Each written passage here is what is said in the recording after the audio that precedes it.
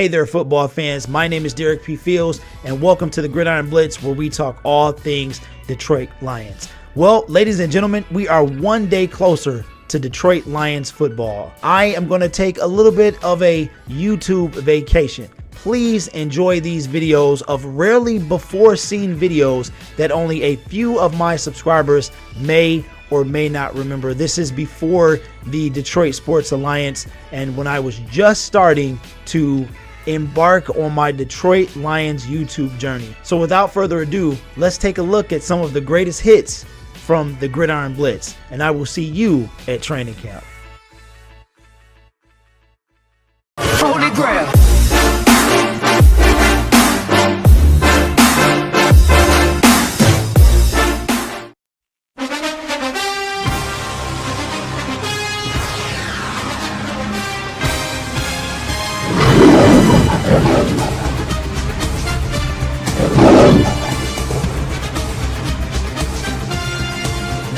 Welcome to this week's recap. The Detroit Lions faced off against the Carolina Panthers.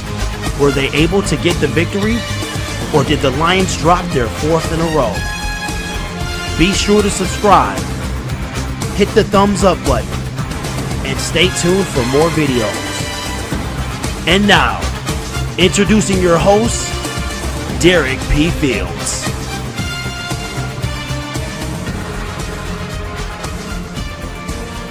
Hello everyone, my name is Derek P. Fields. Welcome to my channel and welcome to another video. I hope you guys like that intro because the NFL slapped me with a copyright claim, so I will never be able to monetize this video ever.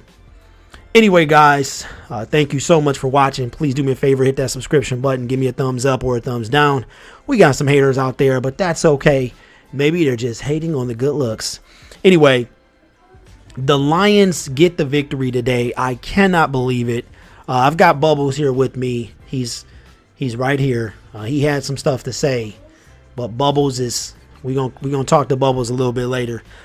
First of all, let me go ahead and get my game balls out. I have to give a game ball to, first and foremost, Kerryon Johnson. I hope all is well with him. He put in some mad work. We're gonna look at his stats a little later. Second game ball goes to Kenny Golladay. He also, man, the touchdown catch that he caught, that they tried to rob us of.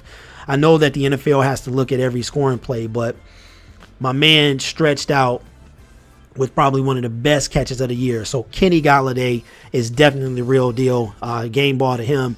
And the third game ball, this is going to catch a lot of people by surprise, but good old reliable hands-on Zach Zenner with the crucial onside kick recovery at the end there. I didn't even know that was him because I thought his number used to be 33, but he's 34 now, and big ups to him.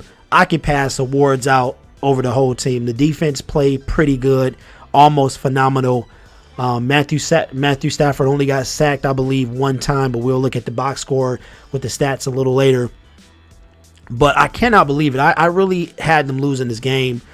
I didn't make a preview show because nobody really watches them. So this is probably the highlight of the week. This video seems to do the best. So I just said I'll just make a review show, a post-game show. So also Cam Newton. I mean, the Lions kept him in contain basically today. I'm surprised he didn't run a little more. I've got the after. Just for the record, I didn't have any during the game. So this is my post-game treat right here. Shout out to everybody playing Pokemon Let's Go. Hope you guys are having a lot of fun with that. So, Ziggy Ansah. Ziggy, shout out to Motor City Sports Talk. He's kind of been on Ziggy's side for a while.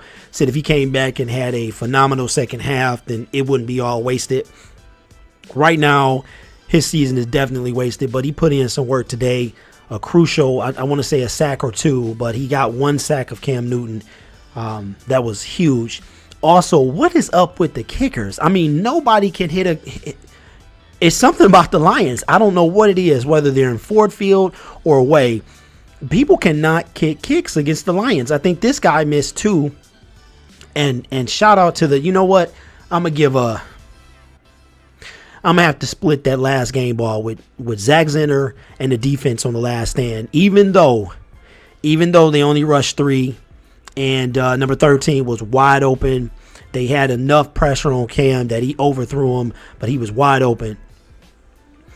And I'm at a loss. I mean, because honestly, I had today already set up for a loss. I had it all, the scheme. I actually had to change my video idea because they won. So it's very surprising, but the Lions do go up to 4-6. I think they're still in the cellar of the division, but they played a really good game. Matthew Stafford, I think he kind of silenced his critics for at least one more week, and I hope Kerryon Johnson is okay. I really do.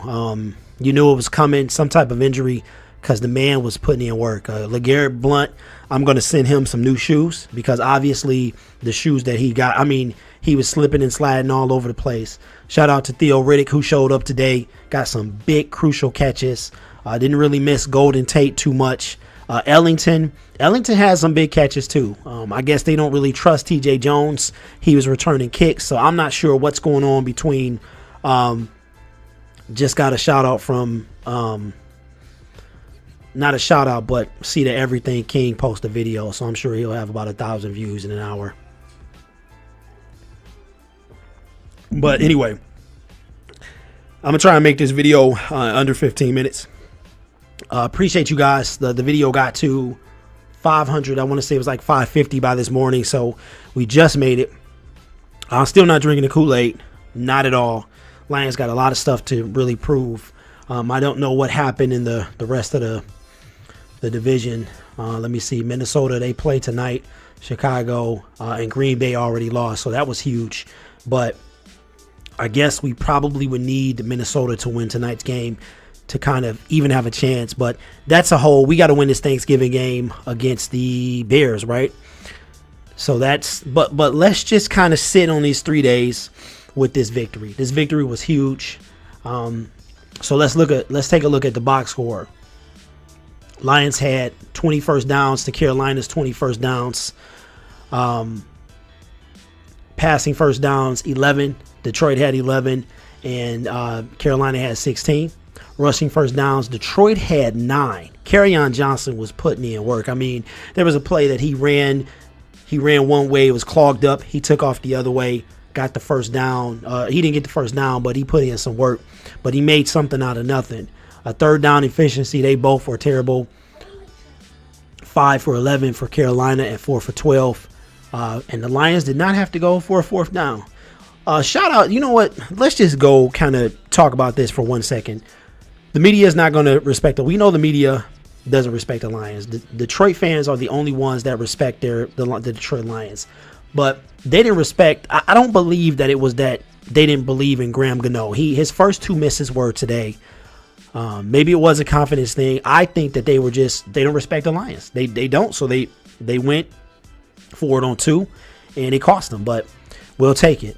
Total plays, the Lions did better than last week. They did 64, but Carolina still had 7 less at 57. Total yards, the Lions had 309 to Carolina's 387. Total drives was, you know what, the game went super fast. Total drives was Carolina 10, Detroit 11. So last week it was like 17, 18, but the game actually went pretty fast. Passing yards 215, because you know why? Detroit had 215, Carolina had 331. Passing attempts, Cam was 25 for 38. Matthew Stafford still threw the ball more than I would hope it. 37 times. He was 23 of 37. Yards per pass, Lions gave it up at 8.1.